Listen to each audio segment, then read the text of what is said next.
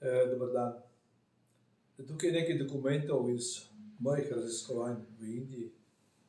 Moram povedati, da mi je ta moj učitelj, se je baba tako prevzel, da skupno z družino, oziroma moja žena, tudi nas smo bili 17-krat in celo sem bil studio v Puttapartiju.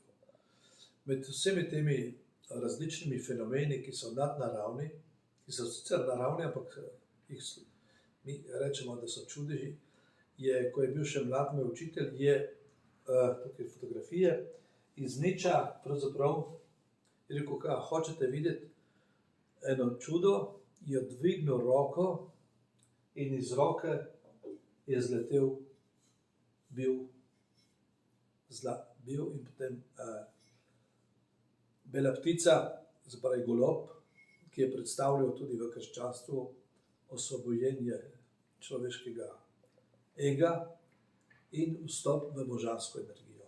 Mi vstopamo v zlato obdobje, čeprav je še velika kriza, in v ta spomin sem oblikoval za galerijo tega ptiča, ki ga zdaj prvič razložim na ta način.